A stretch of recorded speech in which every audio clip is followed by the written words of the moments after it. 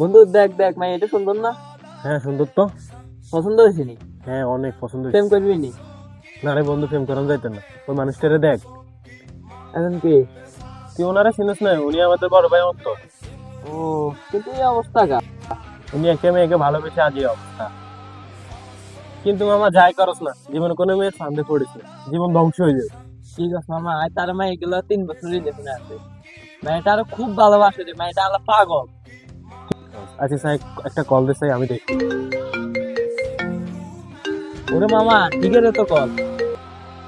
Hello baby, বন্ধুদের সাথে আছে এই তো তোমার নিয়ে কথা হইতেছে। তুমি আর আমি যে রিলেশন আছি এটা বিশ্বাসই করতেছে না। আমার বিয়ে ঠিক করে ফেল। তুমি এগুলো কি বলতেছো? আমার 3 বছর রিলেশন, এভাবে তো শেষ দেওয়া যায় না। তুমি ফ্যামিলির বিরুদ্ধে না যেতে চাইলে আমার সাথে রিলেশন কেন করছো? খাড়া বন্ধু খাড়া, তুমি কি বলতে চাও? তুমি আমাকে মাফ করে দিও, আমার কিছু করার নাই স্বামী। ব্রেকআপ? আরে কি রে বন্ধু, কিছু সমস্যা কি? ষাট বন্ধু ষাট, 3 বছর রিলেশন শেষ, খুশি তো তুই? যা বাইরে যা, অতি দেখ। আরে বন্ধু তুই চিন্তা করিস না রে, তুই চিন্তা করিস না রে, তুই আরো ভালো ডিজার্ভ করস। আরে হল